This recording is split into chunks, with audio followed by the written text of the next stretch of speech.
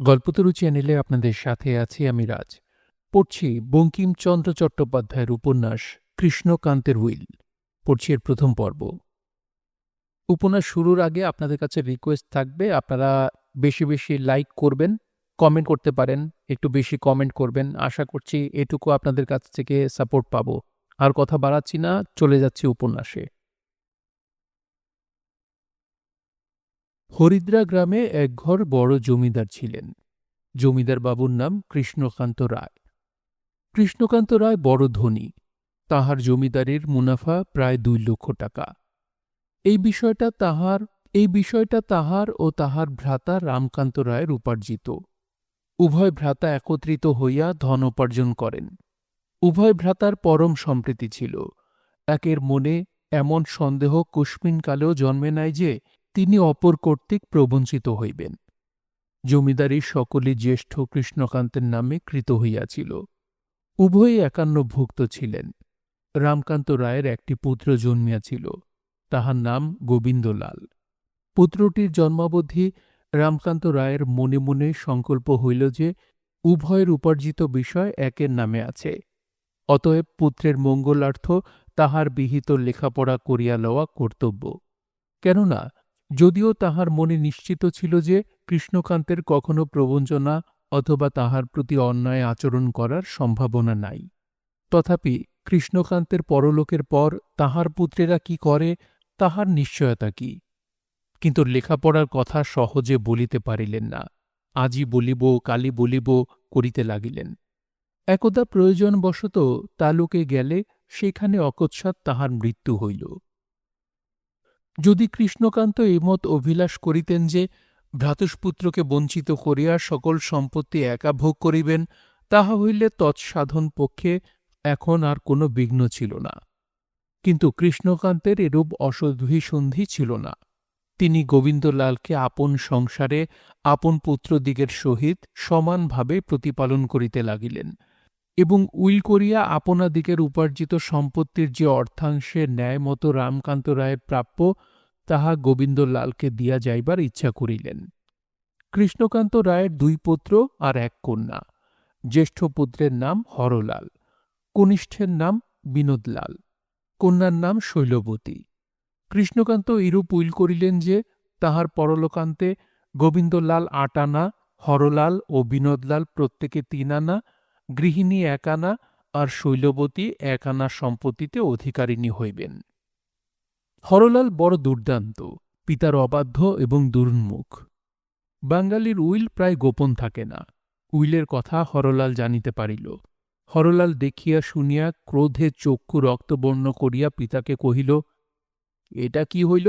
গোবিন্দলাল অর্ধেক ভাগ পাইল আর আমরা 3 আনা। কৃষ্ণকান্ত কহিলেন, ইহা ন্যায্য হইয়াছে। গোবিন্দলালের পিতার প্রাপ্য অর্ধাংশ তাহাকে দিয়াছি। হর, গোবিন্দলালের পিতার প্রাপ্যটা কি? আমাদিগের পৈতৃক সম্পত্তি সে লইবার কে? আর মা বহিনকে আমরা প্রতিপালন করিব। তাহাদিগের বা 1 আনা কেন, বরং তাহাদিগকে কেবল গ্রাসাচ্ছাদনের অধিকারিণী বলিয়া লিখিয়া যান। কৃষ্ণকান্ত কিছু রুষ্ট হইয়া বলিলেন, বাবু হরলাল, বিষয় আমার, তোমার নহে। আমার যাহাকে ইচ্ছা তাহাকে দিয়া যাইব। হর, আপনার বুদ্ধিশুদ্ধি লোপ পাইয়াছে, আপনাকে যাহা ইচ্ছা তাহা করিতে দিব না। কৃষ্ণকান্ত ক্রোধে চক্ষু আরক্ত করিয়া কহিলেন, হরলাল, তুমি যদি বালক হইতে তবে আজই তোমাকে গুরু মহাশয় ডাকাইয়া বেদ দিতাম। হর, আমি বাল্যকালে গুরু মহাশয়ের গোপ পুড়াইয়া দিয়াছিলাম, এক্ষণে এই উইল সেরূপ পুড়াইব। কৃষ্ণকান্ত রায় আর দ্বিরুক্তি করিলেন না, সহস্তে উইলখানি ছিঁড়িয়া ফেলিলেন। তৎপরিবর্তে নতুন একখানি উইল লিখাইলেন। তাহাতে গোবিন্দলাল 8 আনা, বিনোদলাল 5 আনা, কর্তী 1 আনা, শৈলবতী 1 আনা আর হরলাল 1 আনা মাত্র পাইলেন। রাগ করিয়া হরলাল পিতৃত্যাগ করিয়া কলিকাতা গেলেন। তথা হইতে পিতাকে এক পত্র লিখিলেন। তাহার মর্মার্থ এই, কলিকাতায় পণ্ডিতেরা মত করিয়াছেন যে বিধবা বিবাহ শাস্ত্রসম্মত। আমি মানস করিয়াছি যে একটি বিধবা বিবাহ করিব। আপনি যদ্যপি উইল পরিবর্তন করিয়া আমাকে 8 আনা লিখিয়া দেন, আর সেই উইল শীঘ্র রেজিস্ট্রারি করেন, তবেই এই অভিলাষ ত্যাগ করিব। নচেত শীঘ্র একটি বিধবা বিবাহ করিব। হরলাল মনে করিয়াছিলেন যে কৃষ্ণকান্ত ভয়ে ভীত হইয়া উইল পরিবর্তন করিয়া হরলালকে অধিক বিষয় লিখিয়া দিবেন, কিন্তু কৃষ্ণকান্তের যে উত্তর পাইলেন তাহাতে সে ভরসা রহিল না। কৃষ্ণকান্ত লিখিলেন, তুমি আমার ত্যায্য পুত্র, তোমার যাহাকে ইচ্ছা তাহাকে বিবাহ করিতে পারো, আমার যাহাকে ইচ্ছা তাহাকে বিষয় দিব। তুমি এই বিবাহ করিলে আমি উইল বদলাইব বটে, কিন্তু তাহাতে তোমার অনিষ্ট ব্যতীত ইষ্ট হইবে না। ইহার কিছু পরেই হরলাল সংবাদ পাঠাইলেন যে তিনি বিধবা বিবাহ করিয়াছেন। কৃষ্ণকান্ত রায় আবার উইলখানি ছিঁড়িয়া ফেলিলেন, নতুন উইল করিবেন। পাড়ায় ব্রহ্মানন্দ ঘোষ নামে একজন নিরীহ ভালো মানুষ বাস করিতেন। কৃষ্ণকান্তকে জ্যাঠা মহাশয় বলিতেন এবং তৎকর্তৃক অনুগৃহীত এবং প্রতিপালিতও হইতেন। ব্রহ্মানন্দের হস্তাক্ষর উত্তম, এই সকল লেখাপড়া তাহার দ্বারাই হইত। কৃষ্ণকান্ত সেই দিন ব্রহ্মানন্দকে ডাকিয়া বলিলেন যে আহারাদির পর এখানে আসিও, নতুন উইল লিখিয়া দিতে হইবে। বিনোদলাল তথায় উপস্থিত ছিলেন। তিনি কহিলেন, আবার উইল বদলানো হইবে কি অভিপ্রায়ে? কৃষ্ণকান্ত কহিলেন, এবার তোমার জ্যেষ্ঠের ভাগে শূন্য পড়িবে। বিনোদ, ইহা ভালো হয় না, তিনিই যেন অপরাধী, কিন্তু তাহার একটি পুত্র আছে, সে শিশু নিরপরাধী, তাহার উপায় কি হইবে? কৃষ্ণ, তাহাকে 1 পাই লিখিয়া দিব। বিনোদ, 1 পাই বখরায় কি হইবে? কৃষ্ণ, আমার আয় 2 লক্ষ টাকা, তাহার 1 পাই বখরায় 3000 টাকার উপর হয়, তাহাতে একজন গৃহস্থের গ্রাসাচ্ছাদন অনায়াসে চলিতে পারে, ইহার অধিক দিব না। বিনোদলাল অনেক বুঝাইলেন, কিন্তু কর্তা কোনো মতে মতান্তর করিলেন না। ব্রহ্মানন্দ স্নানাহার করিয়া নিদ্রার উদ্যোগে ছিলেন। এমত সময়ে বিস্ময়াপন্ন হইয়া দেখিলেন যে হরলাল রায়। হরলাল আসিয়া তাহার শিয়রে বসিলেন। ব্রহ্মা, সে কি বড়বাবু যে, কখন বাড়ি এলে? হর, বাড়ি এখনো যাই নাই। ব্রহ্মা, একেবারে এইখানেই? কলিকাতা হইতে কতক্ষণ আসিতেছ? হর, কলিকাতা হইতে 2 দিবস হইল আসিয়াছি। এই 2 দিন কোন স্থানে লুকাইয়াছিলাম, আবার নাকি নূতন উইল হইবে। ব্রহ্মা, এই রকম তো শুনিতেছি। হর, আমার ভাগে এবার শূন্য। ব্রহ্মা, কর্তা এখন রাগ করে তাই বলছেন, কিন্তু সেটা থাকবে না। হর, আজই বিকালে লেখাপড়া হবে, তুমি লিখিবে। ব্রহ্মা, তা কি করব ভাই, কর্তা বলিলে তো না বলিতে পারি না। হর, ভালো, তাতে তোমার দোষ কি? এখন কিছু রোজগার করিবে। ব্রহ্মা, কিলটে চট্টা, তা ভাই মারো না কেন? হর, তা নয়, 1000 টাকা। ব্রহ্মা, বিধবা বিয়ে করে নাকি? হর, তাই। ব্রহ্মা, বয়স গেছে। হর, তবে আর একটি কাজ বলি, এখনই আরম্ভ করো, আগামী কিছু গ্রহণ করো। এই বলিয়া ব্রহ্মানন্দের হাতে হরলাল 500 টাকার নোট দিলেন। ব্রহ্মানন্দ নোট পাইয়া উল্টিয়া পাল্টিয়া দেখিল, বলিল, ইহা লইয়া আমি কি করিব? হর, পুঁজি করিও, 10 টাকা মতি গোয়ালিনীকে দিও। ব্রহ্মা, গোয়ালা ফোয়ালার কোনো এলাকা রাখি না, কিন্তু আমার করিতে হইবে কি?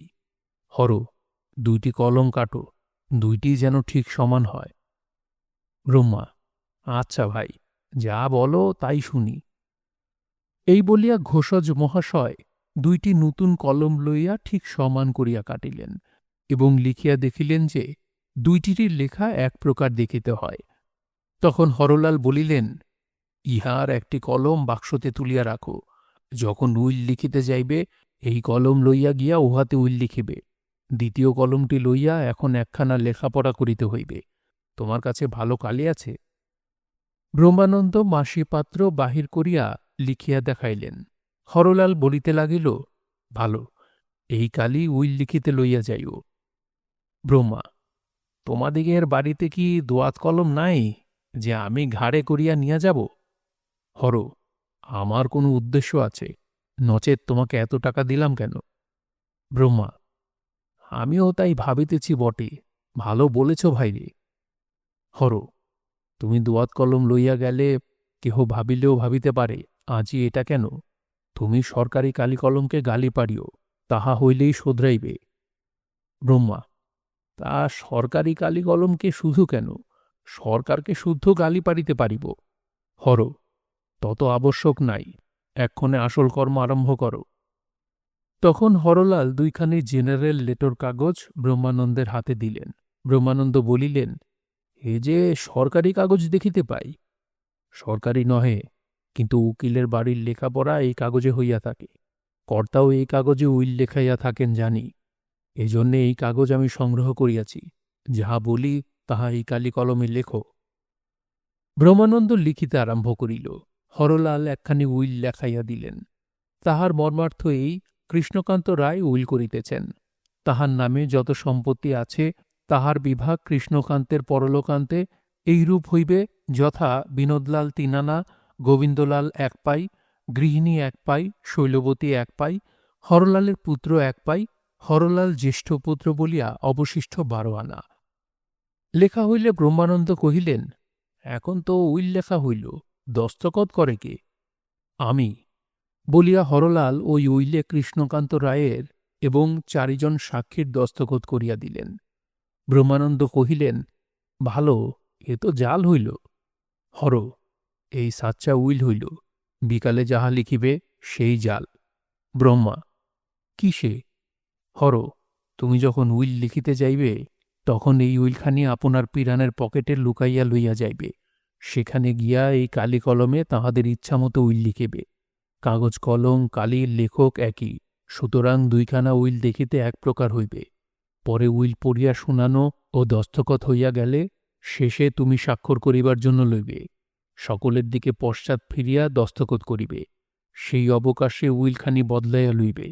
এইখানি কর্তাকে দিয়া কর্তার উইলখানি আমাকে আনিয়া দিবে। ব্রহ্মানন্দ ঘোষ ভাবিতে লাগিল, বলিল, বলিলে কি হয়, বুদ্ধির খেলটা খেলেছ ভালো। হর: ভাবিতেছ কি? ব্রহ্মা: ইচ্ছা করে বটে, কিন্তু ভয় করে। তোমার টাকা ফিরাইয়া লও, আমি কিন্তু জালের মধ্যে থাকিব না। টাকা দাও, বলিয়া হরলাল হাত পাতিল। ব্রহ্মানন্দ ঘোষ নোট ফিরাইয়া দিল। নোট লইয়া হরলাল উঠিয়া চলিয়া যাইতেছিল। ব্রহ্মানন্দ তখন আবার তাহাকে ডাকিয়া বলিল, বলি, ভায়া কি গেলে? না, বলিয়া হরলাল ফিরিল। ব্রহ্মা: তুমি এখন 500 টাকা দিলে, আর কি দিবে? হর: তুমি সেই উইলখানি আনিয়া দিলে আর 500 দিব। ব্রহ্মা: অনেকটা টাকা, লোভ ছাড়া যায় না। হর: তবে তুমি রাজি হইলে? ব্রহ্মা: রাজি না হইয়াই বা কি করি, কিন্তু বদল করি কি প্রকারে, দেখিতে পাইবে যে। হর: কেন দেখিতে পাইবে? আমি তোমার সম্মুখে উইল বদল করিয়া লইতেছি, তুমি দেখো দেখি টের পাও কিনা। হরলালের অন্য বিদ্যা থাকুক না থাকুক, হস্তকৌশল বিদ্যার যৎকিঞ্চিৎ শিক্ষাপ্রাপ্ত হইয়াছিলেন। তখন উইলখানি পকেটে রাখিলেন, আর একখানি কাগজ হাতে লইয়া তাহাতে লিখিবার উপক্রম করিলেন। ইত্যবসরে হাতের কাগজ পকেটে, পকেটের কাগজ হাতে কি প্রকারে আসিল, ব্রহ্মানন্দ তাহা কিছুই লক্ষিত করিতে পারিলেন না। ব্রহ্মানন্দ হরলালের হস্তকৌশলের প্রশংসা করিতে লাগিলেন। হরলাল বলিলেন, এই কৌশলটি তোমাকে শিখাইয়া দিব। এই বলিয়া হরলাল সে অভ্যস্ত কৌশল ব্রহ্মানন্দকে অভ্যাস করাইতে লাগিলেন। 2-3 দণ্ডে ব্রহ্মানন্দের সেই কৌশলটি অভ্যস্ত হইল। তখন হরলাল কহিল যে, আমি এক্ষণে চলিলাম, সন্ধ্যার পর বাকি টাকা লইয়া আসিব। বলিয়া সে বিদায় হইল। হরলাল চলিয়া গেলে ব্রহ্মানন্দের বিষম ভয় সঞ্চার হইল। তিনি দেখিলেন যে তিনি যে কার্যে স্বীকৃত হইয়াছেন তাহা রাজদ্বারে মহাদণ্ডার্ঘ অপরাধ। কি জানি ভবিষ্যতে পাছে তাহাকে যাবজ্জীবন কারারুদ্ধ হইতে হয়। আবার বদলের সময় যদি কেহ ধরিয়া ফেলে, তবে তিনি এ কার্য কেন করেন? না করিলে হস্তগত সহস্র মুদ্রা ত্যাগ করিতে হয়, তাহাও হয় না, প্রাণ থাকিতে নয়। হায় ফলাহার! কত দরিদ্র ব্রাহ্মণকে তুমি মর্মান্তিক পীড়া দিয়াছ। এদিকে সংক্রামক জ্বর, প্লীহায় উদর পরিপূর্ণ, তাহার উপর ফলাহার উপস্থিত। তখন কাংস্যপাত্র বা কদলীপত্রে সুশোভিত লুচি, সন্দেশ, মিহিদানা সীতাভোগ প্রভৃতির অমল ধবল শোভা সন্দর্শন করিয়া দরিদ্র ব্রাহ্মণ কি করিবে? ত্যাগ করিবে না আহার করিবে? আমি শপথ করিয়া বলিতে পারি যে, ব্রাহ্মণ ঠাকুর যদি সহস্র বৎসর সেই সজ্জিত পাত্রের নিকট বসিয়া তর্ক বিতর্ক করেন, তথাপি তিনি এ কটু প্রশ্নের মীমাংসা করিতে পারিবেন না, এবং মীমাংসা করিতে না পারিয়া অন্য মনে পরদ্রব্যগুলি উদরসাৎ করিবেন। ব্রহ্মানন্দ ঘোষ মহাশয়ের ঠিক তাই হইল। হরলালের এ টাকা হজম করা ভার, জেলখানার ভয় আছে, কিন্তু ত্যাগ করাও যায় না। লোভ বড়, কিন্তু বদহজমের ভয়ও বড়। ব্রহ্মানন্দ মীমাংসা করিতে পারিল না। মীমাংসা করিতে না পারিয়া দরিদ্র ব্রাহ্মণের মতো উদরসাৎ করিবার দিকেই মন রাখিল। সন্ধ্যার পর ব্রহ্মানন্দ উইল লিখিয়া ফিরিয়া আসিলেন।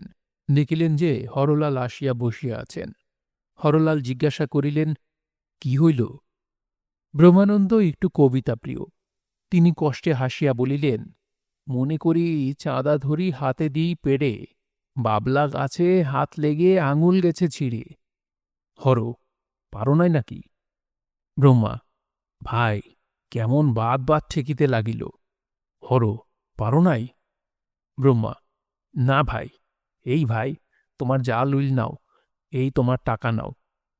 এই বলিয়া ব্রহ্মানন্দ কৃত্রিম উইল ও বাঁকা হইতে ৫০০ টাকার নোট বাহির করিয়া দিলেন। ক্রোধে এবং বিরক্তিতে হরলালের চক্ষু আরক্ত এবং অধর কম্পিত হইল। বলিলেন, মূর্খ, অকর্মা, স্ত্রীলোকের কাজটাও তোমা হইতে হইল না।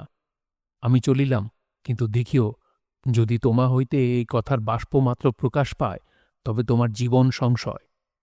ব্রহ্মানন্দ বলিলেন, সে ভাবনা করিও না, কথা আমার নিকট হইতে প্রকাশ পাইবে না।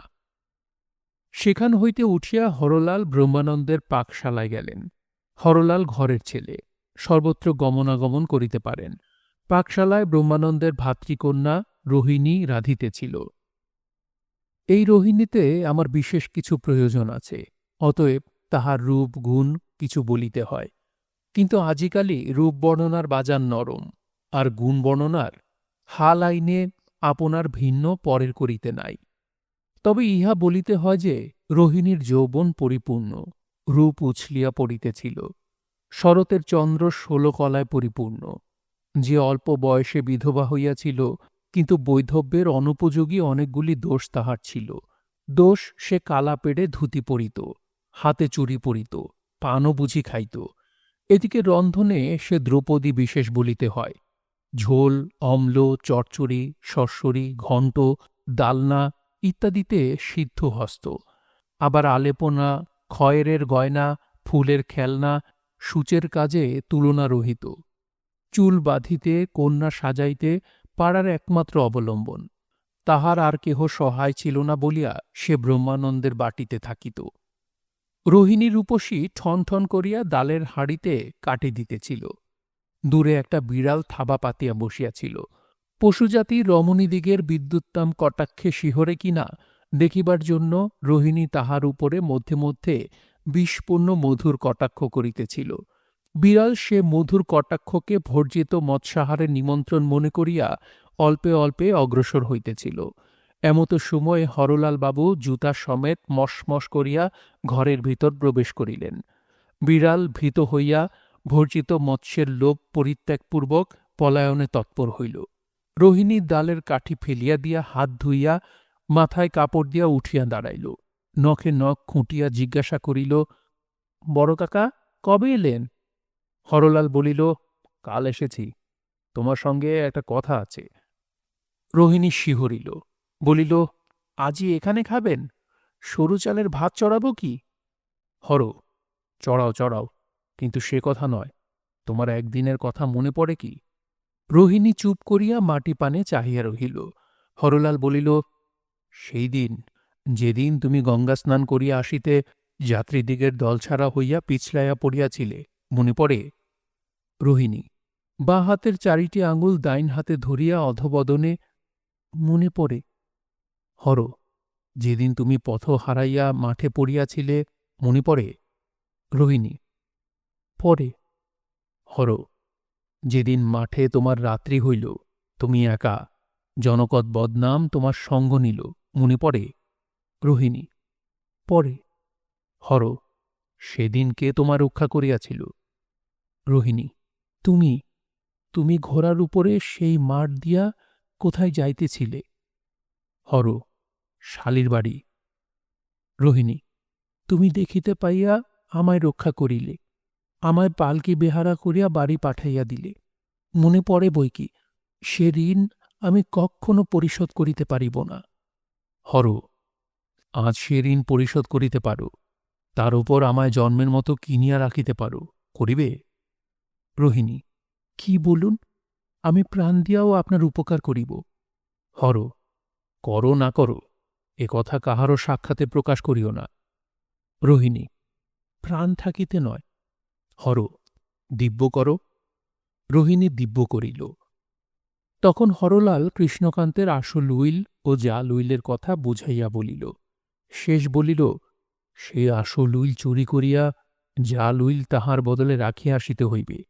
আমাদের বাড়িতে তোমার যাতায়াত আছে, তুমি বুদ্ধিমতী, তুমি অনায়াসে পারো, আমার জন্য ইহা করিবে? রোহিণী শিহরিল, বলিল, চুরি? আমাকে কাটিয়া ফেলিলেও আমি পারিব না। হর: স্ত্রীলোক এমন অসারই বটে, কথার রাশি মাত্র। এই বুঝি এ জন্মে তুমি আমার ঋণ পরিশোধ করিতে পারিবে না। রোহিণী: আর যা বলুন, সব পারিব। মরিতে বলেন, মরিব, কিন্তু এ বিশ্বাসঘাতকের কাজ পারিব না। হরলাল কিছুতেই রোহিণীকে সম্মত করিতে না পারিয়া সেই 1000 টাকার নোট রোহিণীর হাতে দিতে গেল। বলিল, 1000 টাকা পুরস্কার আগাম নাও, এই কাজ তোমার করিতে হইবে। রোহিণী নোট লইল না, বলিল, টাকার প্রত্যাশা করি না, কর্তার সমস্ত বিষয় দিলেও পারিব না, করিবার হইত তো আপনার কথাতেই করিতাম। হরলাল দীর্ঘশ্বাস ফেলিল, বলিল, মনে করিয়াছিলাম, রোহিণী, তুমি আমার হিতৈষী, পর কখনো আপন হয়? দেখো, আজ যদি আমার স্ত্রী থাকিত, আমি তোমার খোশামত করিতাম না, সেই আমার এই কাজ করিত। এবার রোহিণী একটু হাসিল। হরলাল জিজ্ঞাসা করিল, হাসিলে যে? রোহিণী: আপনার স্ত্রীর নামে সেই বিধবা বিবাহের কথা মনে পড়িল। আপনি নাকি বিধবা বিবাহ করিবেন? হর: ইচ্ছা তো আছে, কিন্তু মনের মতো বিধবা পাই কই? রোহিণী: তা বিধবাই হোক, সধবাই হোক, বলি বিধবাই হোক, কুমারীই হোক, একটা বিবাহ করিয়া সংসারী হইলেই ভালো হয়। আমরা আত্মীয় স্বজন সকলেরই তাহলে আহ্লাদ হয়। হর: দেখো রোহিণী, বিধবা বিবাহ শাস্ত্রসম্মত। রোহিণী: তা তো এখন লোকে বলিতেছে। হর: দেখো, তুমিও একটা বিবাহ করিতে পারো, কেন করিবে না? রোহিণী মাথার কাপড় একটু টানিয়া মুখ ফিরাইল। হরলাল বলিতে লাগিল, দেখো, তোমাদের সঙ্গে আমাদের গ্রাম সুবাদ মাত্র, সম্পর্কে বাধে না। এবার রোহিণী লম্বা করিয়া মাথার কাপড় টানিয়া দিয়া উনুন গোড়ায় বসিল, ডালে কাটি দিতে আরম্ভ করিল। দেখিয়া বিষণ্ন হইয়া হরলাল ফিরিয়া চলিল।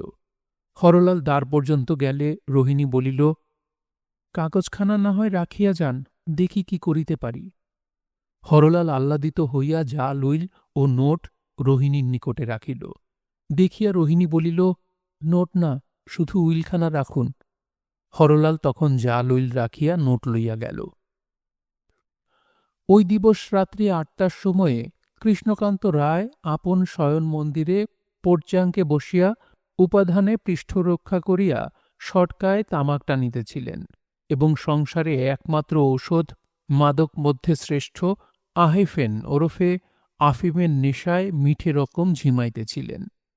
ঝিমাইতে ঝিমাইতে খেয়াল দেখিতেছিলেন যেন উইলখানা হঠাৎ বিক্রয় কোবালা হইয়া গিয়াছে, যেন হরলাল 3 টাকা 13 আনা 2 কড়া 2 ক্রান্তি মূল্যে তাহার সমুদয় সম্পত্তি কিনিয়া লইয়াছে। আবার যেন কি বলিয়া দিল যে, না, এ দানপত্র নহে, এ তমসুক। তখনই যেন দেখিলেন যে ব্রহ্মার বেটা বিষ্ণু আসিয়া বৃষভারুর মহাদেবের কাছে 1 কৌটা আফিম কর্জ লইয়া এই দলিল লিখিয়া দিয়া এই বিশ্বব্রহ্মাণ্ড বন্ধক রাখিয়াছেন। মহাদেব গাঁজার ঝোঁকে ফোর্ক ক্লোজ করিতে ভুলিয়া গিয়াছেন। এমত সময়ে রোহিণী ধীরে ধীরে সেই গৃহমধ্যে প্রবেশ করিয়া বলিল, ঠাকুরদাদা কি ঘুমাইয়াছে? কৃষ্ণকান্ত ঝিমাইতে ঝিমাইতে কহিলেন, কে নন্দী? ঠাকুরকে এই বেলা ক্লোজ করিতে বল। রোহিণী বুঝিল যে কৃষ্ণকান্তের আফিমের আমল হইয়াছে, হাসিয়া বলিল, ঠাকুরদাদা, নন্দী কে? কৃষ্ণকান্ত ঘাড় না তুলিয়া বলিলেন, ঠিক বলেছ। বৃন্দাবনে গোয়ালবাড়ি মাখন খেয়েছে, আজও তার কড়ি দেয় নাই। রোহিণী খিলখিল করিয়া হাসিয়া উঠিল। তখন কৃষ্ণকান্তের চমক হইল। মাথা তুলিয়া দেখিয়া বলিলেন, কে? ও অশ্বিনী ভরণী কৃত্তিকা রোহিণী। রোহিণী উত্তর করিল, মৃগশিরা আদ্রা পুনর্বসু পুষ্যা। কৃষ্ণ, আশ্লেষা মঘা পূর্ব ফাল্গুনী। রোহিণী, ঠাকুরদাদা, আমি কি তোমার কাছে জ্যোতিষ শিখতে এসেছি? কৃষ্ণ, তাই তো, তবে কি মনে করিয়া? আফিং চাই না তো? রোহিণী, যে সামগ্রী প্রাণ ধরে দিতে পারে না তার জন্যে কি আমি এসেছি? আমাকে কাকা পাঠিয়ে দিয়েছেন, তাই এসেছি। কৃষ্ণ, এই তবে আফিংয়ের জন্যে? রোহিণী, না ঠাকুরদাদা, না, তোমার দিব্য আফিং চাই না। কাকা বললেন যে যে উইল আজ লেখাপড়া হয়েছে তাতে তোমার দস্তখত হয় নাই। কৃষ্ণ, সে কি? আমার বেশ মনে পড়িতেছে যে আমি দস্তখত করিয়াছি। রোহিণী, না, কাকা কহিলেন যে তাহার যেন স্মরণ হচ্ছে তুমি তাতে দস্তখত করো নাই। ভালো, সন্দেহ রাখার দরকার কি? তুমি কেন সেখানা খুলে একবার দেখো না? কৃষ্ণ, বটে, তবে আলোটা ধরো দেখি। বলিয়া কৃষ্ণকান্ত উঠিয়া উপাধানের নিম্ন হইতে একটি চাবি লইলেন। রোহিণীর নিকটস্থ দ্বীপ হস্তে লইল। কৃষ্ণকান্ত প্রথমে একটি ক্ষুদ্র হাত বাক্স খুলিয়া একটি বিচিত্র চাবি লইয়া পরে একটা চেস্ট ড্রয়ারের একটি দেরাজ খুলিলেন এবং অনুসন্ধান করিয়া ওই উইল বাহির করিলেন। পরে বাক্স হইতে চশমা বাহির করিয়া নাসিকার উপর সংস্থাপনের উদ্যোগ দেখিতে লাগিলেন। কিন্তু চশমা লাগাইতে লাগাইতে ২-৪বার আফিমের ঝিমকিনি আসিল, সুতরাং তাহাতে কিছুকাল বিলম্ব হইল। পরিশেষে চশমা সুস্থির হইলে কৃষ্ণকান্ত উইলে নেত্রপাত করিয়া দেখিয়া হাস্য করিয়া কহিলেন, রোহিণী, আমি কি বুড়ো হইয়া বিহব্বল হইয়াছি? এই দেখো আমার দস্তখত। রোহিণী বলিল, বালাই, বুড়ো হবে কেন? আমাদের কেবল জোর করিয়া নাতিনি বলো, বইতো না। তা ভালো, আমি এখন যাই, কাকাকে বলি গিয়া। রোহিণী তখন কৃষ্ণকান্তের শয়ন মন্দির হইতে নিষ্ক্রান্ত হইল। গভীর নিশাতে কৃষ্ণকান্ত নিদ্রা যাইতেছিলেন। অকস্মাৎ তাহার নিদ্রা ভঙ্গ হইল। নিদ্রা ভঙ্গ হইলে দেখিলেন যে তাহার শয়ন গৃহে দীপ জ্বলিতেছে না। সচরাচর সমস্ত রাত্রি দীপ জ্বলিত, কিন্তু সে রাত্রে দীপ নির্বাণ হইয়াছে দেখিলেন। নিদ্রা ভঙ্গকালে এমতো শব্দ তাহার কর্ণে প্রবেশ করিল যে যেন কে একটা চাবি কলে ফিরাইল। এমতো বোধ হইল যেন ঘরে কে মানুষ বেড়াইতেছে। মানুষ তাহার পর্যাঙ্কের শিরোদ্দেশ পর্যন্ত আসিল, তাহার বালিশে হাত দিল। কৃষ্ণকান্ত আফিমের নেশায় বিভোর, না নিদ্রিত না জাগরিত, বড় কিছু হৃদয়ঙ্গম করিতে পারিলেন না। ঘরে যে আলো নাই তাহাও ঠিক বুঝেন নাই। কখন অর্ধনিদ্রিত, কখন অর্ধ সচেতন, সচেতনেও চক্ষু খুলে না। একবার দৈবাত চক্ষু খুলিবায় কতটা অন্ধকার বোধ হইল বটে, কিন্তু কৃষ্ণকান্ত তখন মনে করিতেছিলেন যে তিনি হরি ঘোষের মোকদ্দমায় জাল দলিল দাখিল করায় জেলখানায় গিয়াছেন। জেলখানা ঘোর অন্ধকার। কিছু পরে হঠাৎ যেন চাবি খোলার শব্দ অল্প কানে গেল। এ কি, জেলের চাবি পড়িল? হঠাৎ একটু চমক হইল। কৃষ্ণকান্ত সটকা হাতড়াইলেন, পাইলেন না। অভ্যাসবশত ডাকিলেন, হরি। কৃষ্ণকান্ত অন্তঃপুরে শয়ন করিতেন না, বহির্বাটিতেও শয়ন করিতেন না। উভয়ের মধ্যে একটি ঘর ছিল, সেই ঘরে শয়ন করিতেন। সেখানে হরি নামক একজন খানসামা তাহার প্রহরী স্বরূপ শয়ন করিত, আর কেহ না। কৃষ্ণকান্ত তাহাকে ডাকিলেন, হরি। কৃষ্ণকান্ত বারেকমাত্র হরিকে ডাকিয়া আবার আফিমে ভোর হইয়া ঝিমাইতে লাগিলেন। আসল উইল তাহার গৃহ হইতে সেই অবসরে অন্তর্হিত হইল, জাল উইল তৎপরিবর্তে স্থাপিত হইল। পরদিন প্রাতে রোহিণী আবার রাঁধিতে বসিয়াছে, আবার সেখানে হরলাল উকি মারিতেছে। ভাগ্যস্য ব্রহ্মানন্দ বাড়ি ছিল না, নহিলে কি একটা মনে করিতে পারিত। হরলাল ধীরে ধীরে রোহিণীর কাছে গেল। রোহিণী বড় চাহিয়া দেখে না। হরলাল বলিল, চাহিয়া দেখো, হাড়ি ফাটিবে না। রোহিণী চাহিয়া দেখিয়া হাসিল। হরলাল বলিল, কি করিয়াছ? রোহিণী অপহৃত উইল আনিয়া হরলালকে দেখিতে দিল। হরলাল পড়িয়া দেখিল, আসল উইল বটে। তখন সে দুষ্টের মুখে হাসি ধরে না।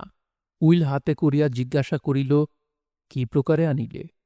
রোহিণী সে গল্প আরম্ভ করিল। প্রকৃত কিছুই বলিল না, একটি মিথ্যা উপন্যাস বলিতে লাগিল। বলিতে বলিতে সে হরলালের হাত হইতে উইলখানি লইয়া দেখাইল কি প্রকারে কাগজখানা একটা কলমদানের ভিতর পড়িয়াছিল। উইল চুরির কথা শেষ হইলে রোহিণী হঠাৎ উইলখানা হাতে করিয়া উঠিয়া গেল। যখন সে ফিরিয়া আসিল তখন তাহার হাতে উইল নাই দেখিয়া হরলাল জিজ্ঞাসা করিল, উইল কোথায় রাখিয়া আসিলে? রোহিণী, তুলিয়া রাখিয়া আসিয়াছি। হর, আর তুলিয়া রাখিয়া কি হইবে? আমি এখনই যাইব। রোহিণী, এখনই যাবে? এত তাড়াতাড়ি কেন? হর, আর থাকিবার জো নাই। রোহিণী, তা যাও। হর, উইল? রোহিণী, আমার কাছে থাক। হর, সে কি, উইল আমায় দিবে না? রোহিণী, তোমার কাছে থাকাও যে, আমার কাছেও থাকাও সে। হর, যদি আমাকে উইল দিবে না তবে ইহা চুরি করিলে কেন? রোহিণী, আপনারই জন্য, আপনারই জন্য ইহা রহিল। যখন আপনি বিধবা বিবাহ করিবেন আপনার স্ত্রীকে এ উইল দিব, আপনি লইয়া ছিঁড়িয়া ফেলিবেন। হরলাল বুঝিল, বলিল, তা হবে না রোহিণী, টাকা যাহা চাও দিব। রোহিণী, 1,00,000 টাকা দিলেও নয়, যাহা দিবে বলিয়াছিলে তাই চাই। হর, তা হয় না। আমি জাল করেই চুরি করি আপনারই হকের জন্য। তুমি চুরি করিয়াছ কার হকের জন্য? রোহিণীর মুখ শুকাইল। রোহিণী অধবদনে রহিল। হরলাল বলিতে লাগিল, আমি যাই হই কৃষ্ণকান্ত রায়ের পুত্র, যে চুরি করিয়াছে তাহাকে কখনো গৃহিণী করিতে পারি না। রোহিণী সহসা দাঁড়াইয়া উঠিয়া মাথার কাপড় উঁচু করিয়া তুলিয়া হরলালের মুখপানে চাহিল, বলিল, আমি চোর, তুমি সাধু? কে আমাকে চুরি করিতে বলিয়াছিল? কে আমাকে বড় লোভ দেখাইল? সরলা স্ত্রীলোক দেখিয়া কে প্রবঞ্চনা করিল? যে শঠতার চেয়ে আর শঠতা নাই, যে মিথ্যার চেয়ে আর মিথ্যা নাই, যা ইতরে বর্বরে মুখে আনিতে পারে না, তুমি কৃষ্ণকান্ত রায়ের পুত্র হইয়া তাই করিলে? হায় হায়, আমি তোমার অযোগ্য। তোমার মতো নিজ শঠকে গ্রহণ করে এমন হতভাগী কেহ নাই। তুমি যদি মেয়ে মানুষ হইতে তোমাকে আজ যা দিয়া ঘর ঝাড় দিই তাই দেখাইতাম। তুমি পুরুষ, মানে মানে দূর হও। হরলাল বুঝিল উপযুক্ত হইয়াছে, মানে মানে বিদায় হইল। যাইবার সময় একটু টিপি টিপি হাসিয়া গেল। রোহিণীও বুঝিল যে উপযুক্ত হইয়াছে উভয় পক্ষে। সেও খোঁপাটা একটু আঁটিয়া নিয়া রাঁধিতে বসিল। রাগে খোঁপাটা খুলিয়া গিয়াছিল, তার চোখে জল আসিতেছিল। তুমি বসন্তের কোকিল, প্রাণ ভরিয়া ডাকো, তাহাতে আমার কিছুমাত্র আপত্তি নাই। কিন্তু তোমার প্রতি আমার বিশেষ অনুরোধ যে সময় বুঝিয়া ডাকিবে। সময়ে অসময়ে সকল সময়ে ডাকাডাকি ভালো নহে। দেখো, আমি বহু সন্ধানে লেখনী মাসিপত্র ইত্যাদি সাক্ষাৎ পাইয়া আরও অধিক অনুসন্ধানের পর মনের সাক্ষাৎ পাইয়া কৃষ্ণকান্তের উইলের কথা ফাঁদিয়া লিখিতে বসিতেছিলাম। এমন সময়ে তুমি আকাশ হইতে ডাকিলে, কুহু কুহু কুহু। তুমি সুকণ্ঠ, আমি স্বীকার করি, কিন্তু সুকণ্ঠ বলিয়া কাহারও পিছু ডাকিবার অধিকার নাই। যাহা হোক, আমার পালিত কেশ, চলিত কলম এসব স্থানে তোমার ডাকাডাকিতে বড় আসে যায় না। কিন্তু দেখো, যখন নব্যবাবু টাকার জ্বালায় ব্যতিব্যস্ত হইয়া জমা খরচ লইয়া মাথা কুটাকুটি করিতেছেন, তখন তুমি হয়তো অফিসের ভগ্ন প্রাচীরের কাছ হইতে ডাকিলে, কুহু। বাবুর আর জমা খরচ মিলিল না। যখন বিরহ সন্তপ্তা সুন্দরী প্রায় সমস্ত দিনের পর অর্থাৎ বেলা 9টার সময় 2টি ভাত মুখে দিতে বসিয়াছেন, কেবল ক্ষীরের বাটিটি কোলে টানিয়া লইয়াছেন মাত্র, অমনি তুমি ডাকিলে, কুহু। সুন্দরীর ক্ষীরের বাটি অমনি রহিল। হয়তো তাহাতে অন্য মনে লুন মাখিয়া খাইলেন। যাহা হোক, তোমার কুহুরবে কিছু জাদু আছে। নহিলে যখন তুমি বকুল গাছে বসিয়া ডাকিতেছিলে আর বিধবা রোহিণী কলসী কক্ষে জল আনিতে যাইতেছিল, তখন কিন্তু আগে জল আনিতে যাওয়ার পরিচয়টা দিই। তা কথাটা এই, ব্রহ্মানন্দ ঘোষ দুঃখী লোক, দাসী চাকরানীর বড় ধার ধারে না। সেটা সুবিধা কি কুবিধা তা বলিতে পারি না। সুবিধা হোক কুবিধা হোক, যাহার চাকরানী নাই তাহার ঘরে ঠকামি, মিথ্যা সংবাদ, কুন্দল এবং ময়লা এই চারিটি বস্তু নাই। চাকরানী নামে দেবতা এই চারিটির সৃষ্টিকর্তা। বিশেষ যাহার অনেকগুলি চাকরানী, তাহার বাড়িতে নিত্য কুরুক্ষেত্রের যুদ্ধ, নিত্য রাবণবধ। কোন চাকরানী ভীমরূপিণী, সর্বদাই সম্মার্জনী গদা হস্তে গৃহরণক্ষেত্রে ফিরিতেছেন। কেহ তাহার প্রতিদ্বন্দ্বী রাজা দুর্যোধন, ভীম, দ্রোণ, কর্ণতুল্য বীরগণকে ভর্ৎসনা করিতেছেন। কেহ কুম্ভকর্ণরূপিণী 6 মাস করিয়া নিদ্রা যাইতেছেন, নিদ্রান্তে সর্বস্ব খাইতেছেন। কেহ সুগ্রীব, গ্রীবা হেলাইয়া কুম্ভকর্ণের বধের উদ্যোগ করিতেছেন, ইত্যাদি। ব্রহ্মানন্দের সে সকল আপদ বালাই ছিল না, সুতরাং জল আনা, বাসন মাজাটা রোহিণীর ঘাড়ে পড়িয়াছিল। বৈকালে অন্যান্য কাজ শেষ হইলে রোহিণী জল আনিতে যাইত। যে দিনের ঘটনা বিবৃত করিয়াছি, তাহার পরদিন নিয়মিত সময় রোহিণী কলস কক্ষে জল আনিতে যাইতেছিল। বাবুদের একটা বড় পুকুর আছে, নাম বারুণী। জল তাহার বড় মিঠা। রোহিণী সেইখানে জল আনিতে যাইত, আজিও যাইতেছিল। রোহিণী একা জল আনিতে যায়। দল বাঁধিয়া যত হালকা মেয়ের সঙ্গে হালকা হাসিতে হাসিতে হালকা কলসিতে হালকা জল আনিতে যাওয়া রোহিণীর অভ্যাস নহে। রোহিণীর কলসি ভারী, চাল চলনও ভারী, তবে রোহিণী বিধবা। কিন্তু বিধবার মতো কিছু রকম নাই। অধরে পানের রাগ, হাতে বালা, ফিতা পেড়ে ধুতি পরা, আর কাঁধের উপর চারু নির্মিতা কাল ভুজঙ্গিনী তুল্লা কুণ্ডলীকৃতা লোলায়মানা মনোমোহিনী করবী। পিতলের কলসি কক্ষে চলনের দোলনে ধীরে ধীরে সে কলসি নাচিতেছে। যেমন তরঙ্গে তরঙ্গে হংসী নাচে, সেইরূপ ধীরে ধীরে গা দোলাইয়া কলসি নাচিতেছে। চরণ দুইখানি আস্তে আস্তে বৃক্ষচ্যুত পুষ্পের মতো মৃদু মৃদু মাটিতে পড়িতেছিল। অমনি সে রসের কলসি তালে তালে নাচিতেছিল। হেলিয়া দুলিয়া পাল ভরা জাহাজের মতো ঠমকে ঠমকে চমকে চমকে রোহিণী সুন্দরী সরোবর পথ আলো করিয়া জল লইতে আসিতেছিল। এমন সময় বকুলের ডালে বসিয়া বসন্তের কোকিল ডাকিল, কুহু কুহু কুহু। রোহিণী চারদিক চাহিয়া দেখিল। আমি শপথ করিয়া বলিতে পারি, রোহিণীর সেই ঊর্ধ্ব বিক্ষিপ্ত স্পন্দিত বিলল কটাক্ষ ডালে বসিয়া যদি সে কোকিল দেখিতে পাইত, তবে সে তখনই, ক্ষুদ্র পাখি জাতি, তখনই সে স্বরে বিদ্ধ হইয়া উল্টি পাল্টি খাইয়া পা গোটো করিয়া ঝুপ করিয়া পড়িয়া যাইত। কিন্তু পাখির অদৃষ্টে তাহা ছিল না। কার্যকারণের অনন্ত শ্রেণী পরম্পরায় এটি গ্রন্থিবদ্ধ হয় নাই, অথবা পাখির তত পূর্ব জন্মার্জিত সুকৃতি ছিল না। মূর্খ পাখি আবার ডাকিল, কুহু কুহু কুহু। দূর হ কালামুখ বলিয়া রোহিণী চলিয়া গেল। চলিয়া গেল, কিন্তু কোকিলকে ভুলিল না। আমাদের দৃঢ়তার বিশ্বাস এই যে কোকিল অসময়ে ডাকিয়াছিল। গরিব বিধবা যুবতী একা জল আনিতে যাইতেছিল, তখন ডাকাটা ভালো হয় নাই। কেননা কোকিলের ডাক শুনিলে কতগুলি বিশ্রী কথা মনে পড়ে।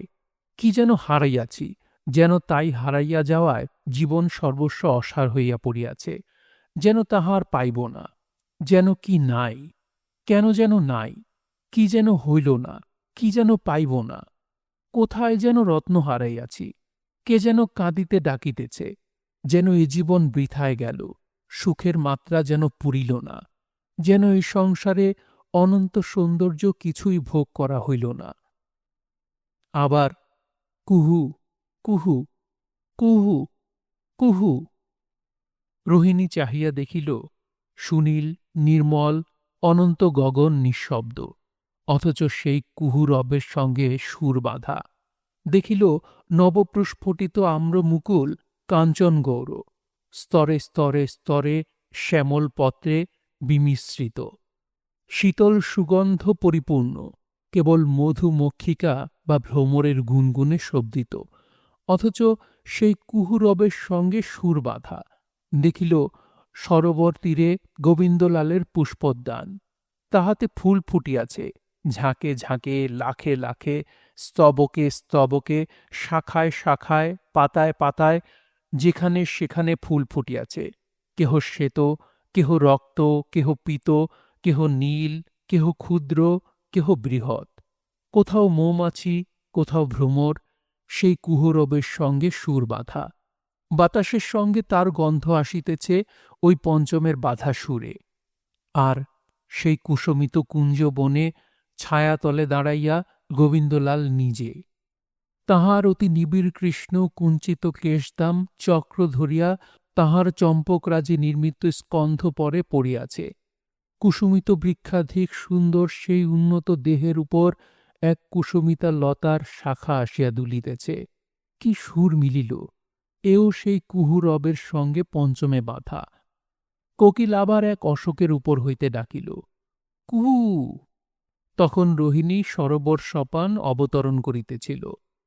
রোহিণী সোপান অবতীর্ণ হইয়া কলসি জলে ভাসাইয়া দিয়া কাঁদিতে বসিল। কেন কাঁদিতে বসিল তাহা আমি জানি না। আমি স্ত্রীলোকের মনের কথা কি প্রকারে বলিব? তবে আমার বড়ই সন্দেহ হয় ওই দুষ্ট কোকিল রোহিণীকে কাঁদাইয়াছে। পড়ছিলাম বঙ্কিমচন্দ্র চট্টোপাধ্যায়ের উপন্যাস কৃষ্ণকান্তের উইলের প্রথম পর্ব। উপন্যাসটি শুনতে আপনাদের কাছে কেমন লাগছে অবশ্যই কমেন্ট করে আমাদেরকে জানাতে পারেন। ভালো লাগলে একটি লাইক করবেন, চাইলে শেয়ার করতে পারেন। সবাই ভালো থাকবেন, সুস্থ থাকবেন এবং গল্পতরুর সঙ্গেই থাকবেন। ধন্যবাদ।